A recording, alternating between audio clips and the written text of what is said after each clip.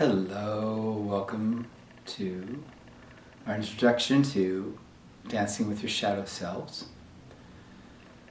This class is a very interesting, unique type of a course where we require honesty, courage, and an open-mindedness to think beyond the paradigms of what you've been told throughout your life.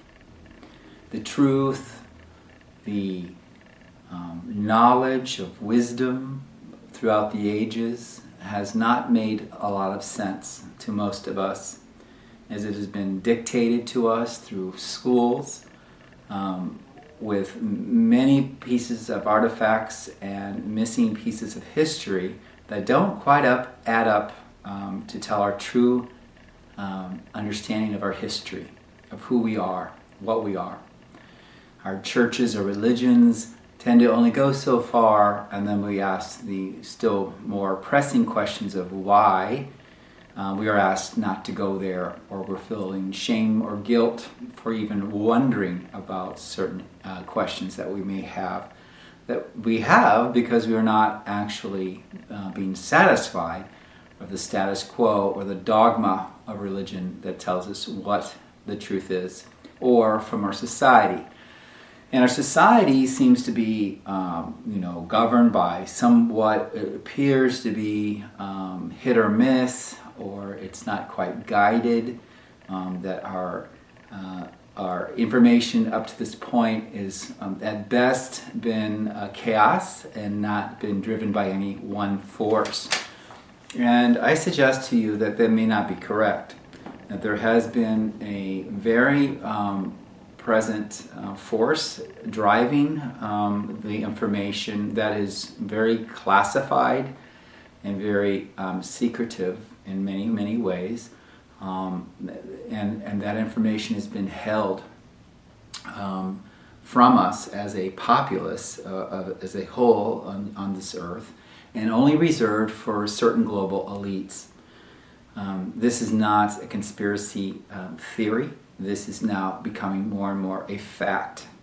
The understanding movies like Thrive, the movement, done by Procter & Gamble's son, who is a wonderful pioneer and courageous filmmaker, has pointed this out, as well as many, many other professionals who are doctors, professors, and historians that are tired of being dictated by the universities, who've been also, very censored of what information are released from these universities and what is not, and that the entire sciences of social science, as well as the scientific sciences, political sciences, have been corrupted over the last couple of decades, and since they've changed the original science from alchemy to what we now know as the modern science, which is not very modern at all. The scientific method was created around the Darwinism time, funded by the Queen of England, and it was saying that basically that they did foresee and understand that there were other dimensions of reality, but in the new modern science they would be discredited, and that they would only base their reality on the physical dimension of the third dimensional reality that we are in materialism. The scientific method was then designed to prove if it existed by measurable units, and if it could be measured in the third dimension with their own rules and regulations of what was real and what was not real in the scientific method that was established, then they would tell you if it was real or not real. Anything else then became either you're a mad lunatic or a conspiracist, and you were then shut down systematically and methodically as they went around and shut down a lot of what they called alchemy, the science of the old, the study of wholeness, how all things work together, and forced, like a Gestapo, these institutions out of businesses. Or they burned you as a witch, or called you sorcerer if you practiced the old ways. So there's been a hostile takeover of our sciences, our universities, and so many other things that have eliminated the truth of who we are. This class breaks the paradigm and the old structures of personality and becoming something that you think you're supposed to be through your reputation, and then becoming your reputation as a character on this planet in a one lifetime, one shot existence. That is not the truth of ancient Buddhism and Hinduism and many other less known sects of thought, is they believe that there are multiple lives that we have in this thing called reincarnation, and that we are infinite players here that play multiple and infinite, many roles here while we're visiting our Earth as in a human body. But we're not just playing human either. We can play many roles as other beings, and many roles besides the ones that we play here on Earth.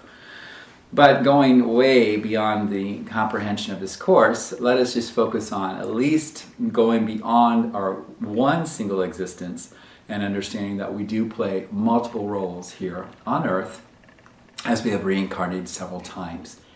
The class here called Dancing with Your Shadow Selves is a course that looks deeply at this reality of multiple incarnations, and also a deep understanding that we are, play caretaker personalities here, and that each of our roles that we play in this beautiful matrix theatrical experience we call life are here in themes that we actually get to learn from these roles that we play. The problem is that we become fear-driven, thinking that we only live maybe one lifetime. That identification of one lifetime with one character becomes a solid, very hard, crystallized formation called ego.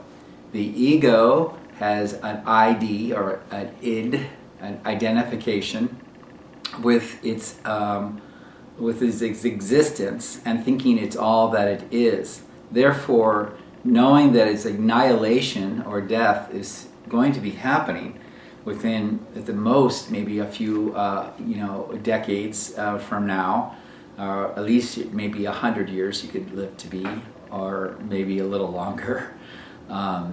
Its fear of death overrides the dharma or truth that you should be living your life, which is that you live for multiple incarnations. The dharma or truth is the right way or correct way of seeing life. And if you see life correctly, then you live that life correctly. And that seeing has been skewed by our ego and the horrible roles that it's been robbed of playing.